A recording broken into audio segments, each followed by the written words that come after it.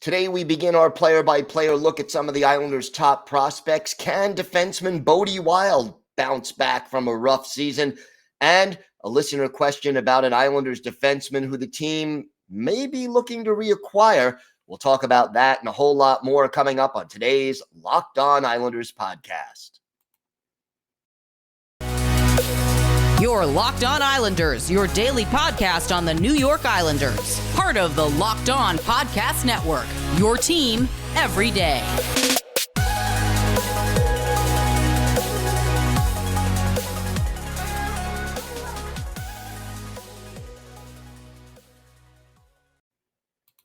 All right, everybody, and welcome to the Wednesday edition of the Locked On Islanders podcast. So glad you could join us and be part of the Locked On Islanders family. And thank you for making Locked On Islanders your first listen every day. We are free and available on all platforms.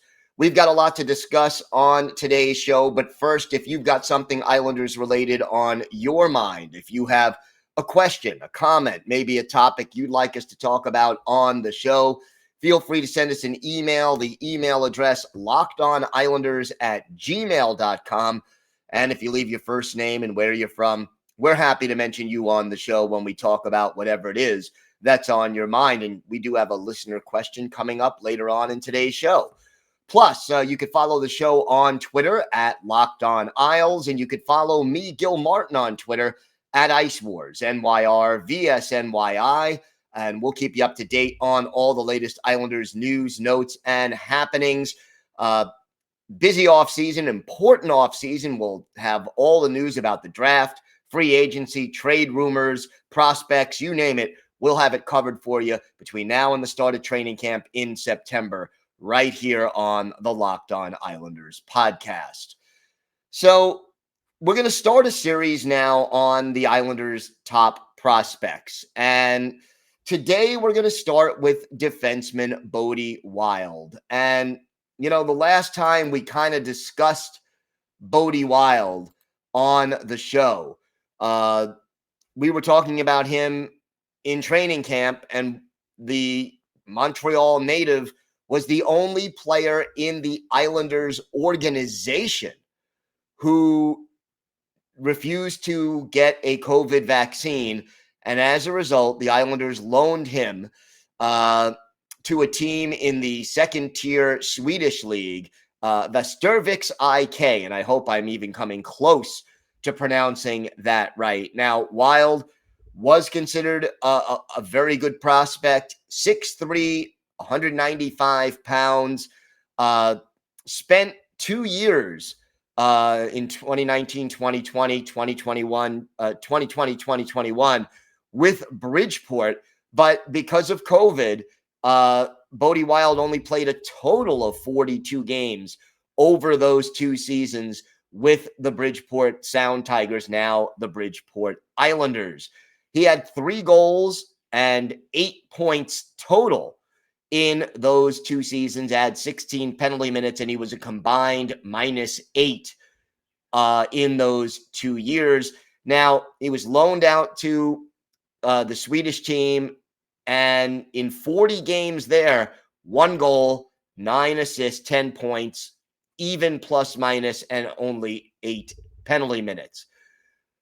When it comes to Bode Wilde right now, look, he's a big kid at 6'3", obviously needing to add a little more size to his frame as far as muscle is concerned, to mature physically. That's always a part of it.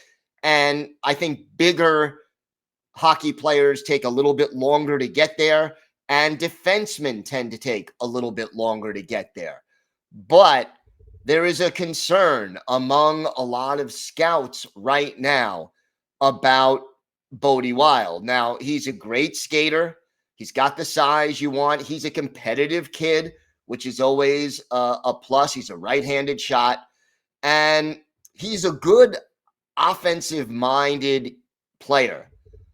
But, you know, he's entering right now what is the final season of his entry-level contract. And you got to wonder, after 2 seasons in Bridgeport and 1 season in Sweden, where he didn't really put up great numbers offensively for a guy who is considered more offensive minded. That's a concern. His refusal to get the vaccine could be a concern, not because I want to get political here, and I don't, but because the organization may view it as him not following what the organization wants him to do for the benefit of all of the players in the organization. Whether Lou Lamoriello holds that against him and says this kid's attitude is questionable as a result remains to be seen. But right now, look, you look at the scouting report, the potential is there. He's a good passer. He has patience. He has poise. He's physical. He has the ability with his hockey sense and vision to create time and space in the offensive zone. His shot is hard. It's low. It's fairly accurate, and he gets it off quickly. All of these things are definitely benefits for Bode Wilde. The other thing is this, though. Wilde is now 22. You're getting close to the time where you want to see this 2018 second round pick start to make his mark in the NHL. And we'll see, I assume he'll get an invitation to training camp.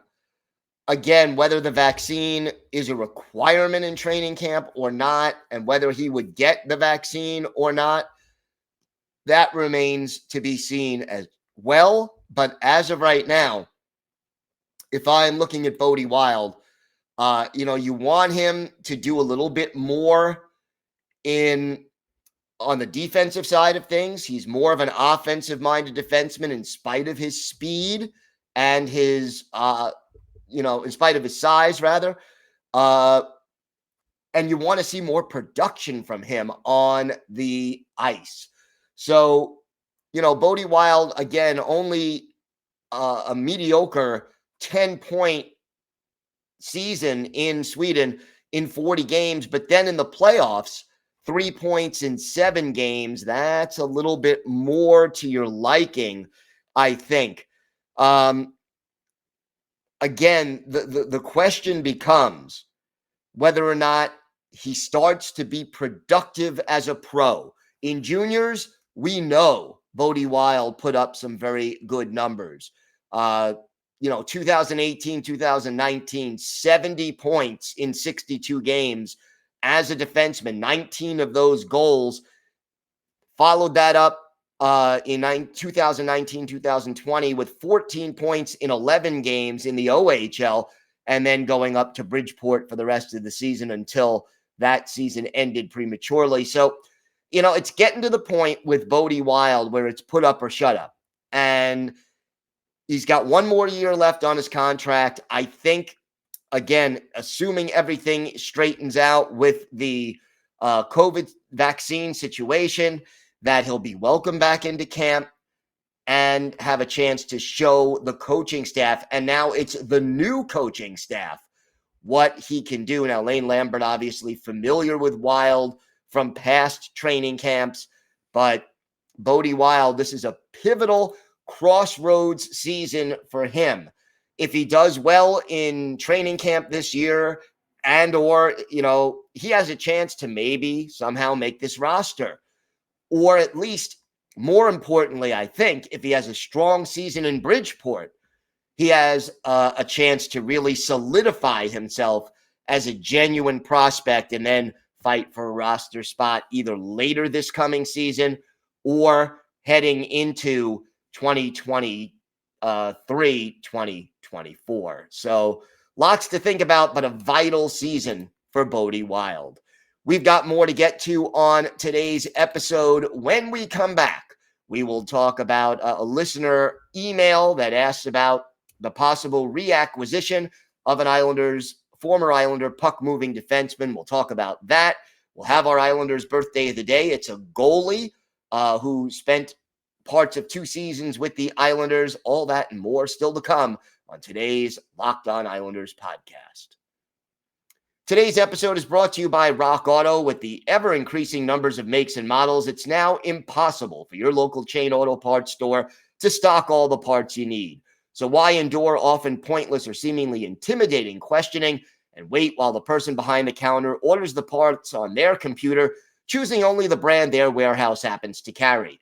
You have computers with access to rockauto.com at home and in your pocket. You could save time and money when using Rock Auto, so why choose to spend 30, 50, even 100% more for the same parts from a chain store or car dealership? Rock Auto is a family business. They've been serving do-it-yourselfers for more than 20 years, and they have everything you could need: brake parts, tail lamps, motor oil, even a new carpet.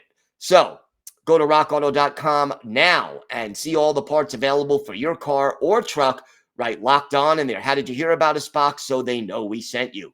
Amazing selection, reliably low prices, all the parts your car will ever need. rockauto.com. So we have a listener email, a question from Matt, and Matt asks this. I can't recall if it was discussed earlier in the offseason or not, but what do you think of looking at Nick Leddy again? From watching the Blues in the playoffs, he looks like he can still move well. I know it doesn't meet the goal of getting younger, but I think it might be an option to consider, especially because he already knows the system. I read he may be looking at 4 years, which I'd be on, but 2 to 3 years I think could be a consideration. I wouldn't go near Burns with that cap hit and age alone. 3 years is a long time for a guy in his late 30s. Great work as usual, Matt. Matt, first of all, thank you for the email and for the kind words about the podcast. It's always greatly appreciated. You know, Nick Leddy, reacquiring Leddy is an interesting thought. He is 31 years old. It's not the same as a Brent Burns, who we talked about on yesterday's show, who, was 37. And Leddy wouldn't cost as much as Burns. And not only does Nick Leddy know the system, which you mentioned, Matt, but he also knows many of the players on this roster. He knows, Pelech, Pulak, Mayfield. He's been in camp and even on teams with Noah Dobson. He knows a lot of the forwards on this team still. And this past year he split time between the Red Wings, where obviously that team struggled on the ice, and then the Blues. And Leddy, in 75 games combined with those two teams, 3 goals, 24 points, 22 penalty minutes. Not earth-shattering numbers, but here's the thing you notice. The Blues, which is a team that had a lot more talent and a lot more depth than the Red Wings, he was almost a point every other game player. If you put him on the, prorate his season with the Blues, he is right where he was, maybe a little behind where he was with the Islanders in 2020-21. He would have about 31, 32 points in 80 games if you prorate his season with the Blues. In the playoffs, he was a little better. 9 games, 1 goal, 5 points. That would be about a 37, 38 point season. And I'll tell you, he would fit in as a second pair defenseman again. Leddy is a left-handed shot. He would fit in that respect. I think there are reasons that it would be logical, to say the least, to think about bringing Nick Leddy back. But I think, Matt, you hit on something.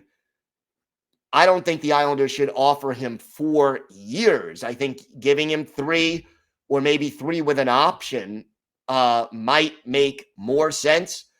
And, they traded Nick Leddy not because they didn't think he could get the job done anymore, but because they were going to lose him or one of 2 forwards in the expansion draft for nothing, and they wanted to get something back for him. And there was also cap hit involved. Now the Islanders have more cap space.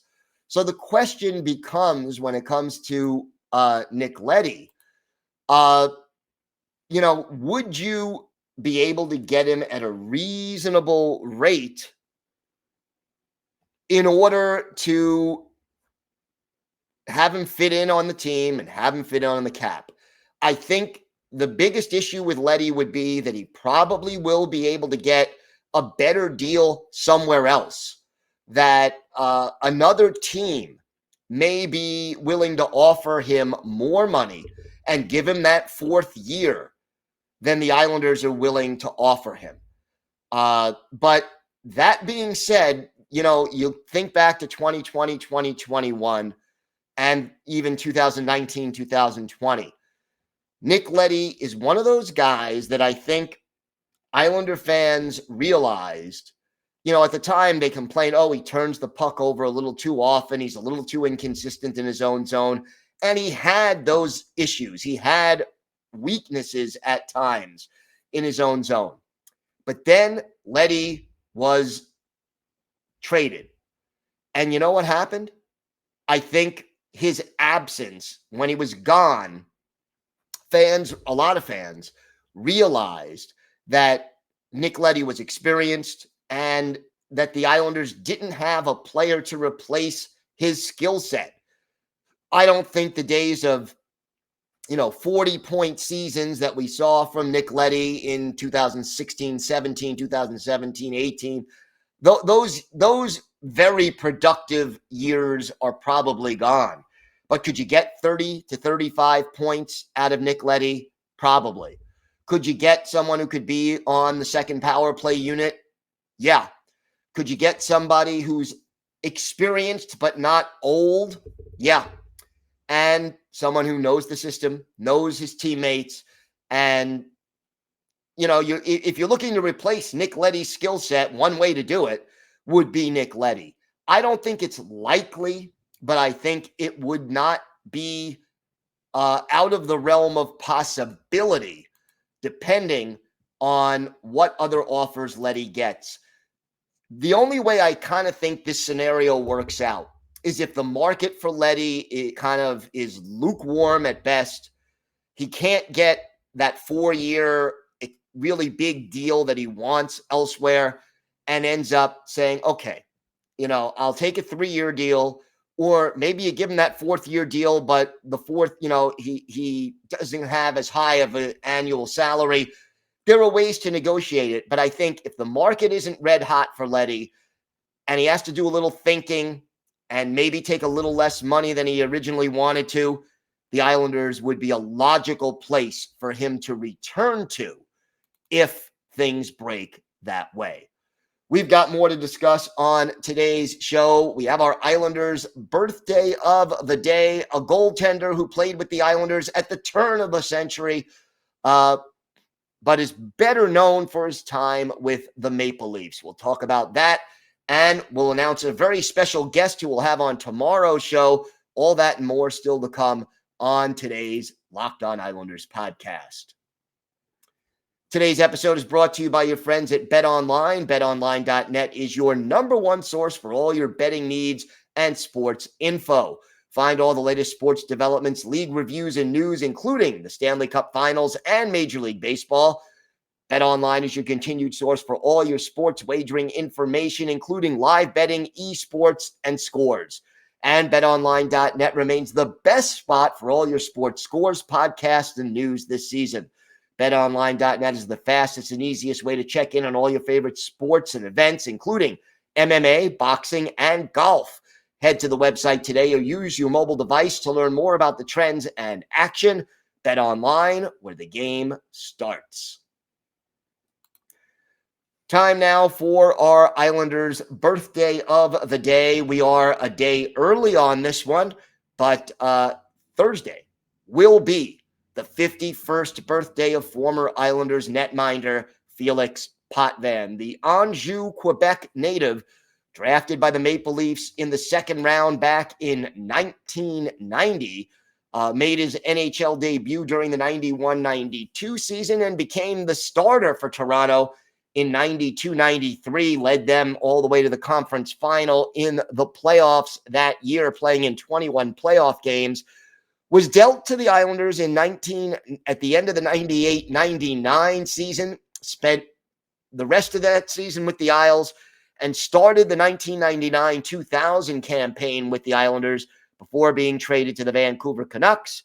Spent 2 years in Vancouver, 3 years in LA with the Kings, and then finished his career with the Boston Bruins in 2003-2004. Felix Potvin had 635 games in his NHL career. His goals against average, 2.76. He had a .905 save percentage and 32 shutouts. We're going to go back and look at one of his better games with the Islanders. And Potvin, stylistically, kind of an angles and acrobatic kind of a goalie. I always liked watching him when he was on his game. He was just exciting in between the pipes. April 12th, 1999 at the Old Continental Airlines Arena in New Jersey. The Islanders and the Devils. Felix Potvin, obviously the goalie for the Islanders. Martin Brodeur, the future Hall of Famer, was in goal for the Devils that day, and it was the Islanders getting on the board first. Midway through the first period, Vladimir Orzov, his first from Dmitry Nabokov and Barry Richter at 12-17, 1-0 Islanders. Then Ken Danico off for roughing, and Max Lindgren scores on the power play at 19:55 of the period. Ziggy Palffy and Brian Smolinski with the assist. 2-0 Islanders after the first period. In the second period, the Islanders are down a man when Kenny Janssen was called for interference, and Brian Ralston made them pay. His 22nd, Randy McKay and Bobby Holik with the assist at 5:04. After 40 minutes, the Isles were clinging to a 2-1 lead. In the third, Mike Watt extends the Islanders' lead, his 8th from Dmitry Nabokov at 8:09. But Jason Arnott answered less than a minute and a half later for the Devils, his 27th, Peter Sikora and Patrick Elias with the assists. And then the Islanders clinch the win. Claude Lapointe, his 14th from Trevor Linden at 17:41. Islanders win this one by a score of 4-2. But why did we pick this game for Felix Potvin, you ask? Well, the Islanders were outshot in this game 57-23. 57-23. 55 saves for Felix Potvin in this win by the Islanders. This was a Devils team that was 21 games over 500 coming into this game. They were 44-23-11. The Islanders were 22-47-10, but Felix Potvin stood on his head in this one in order to give the Islanders the win. Brian Ralston had 6 shots on goal. Dave Andrechuk, Jason Arnott, Patrick Elias, Lyle Odeline, they each had 5, and the Devils had 57 shots. Every player on the Devils roster except Martin Brodeur had at least 1 shot on goal in this game. So a great performance by Felix Potvin, who struggled on some not so great Islanders teams at that point, but he had a great game against the Devils there, and he is our Islanders' birthday of the day. We wish him a happy birthday 1 day early. Tomorrow, we're going to have a special guest.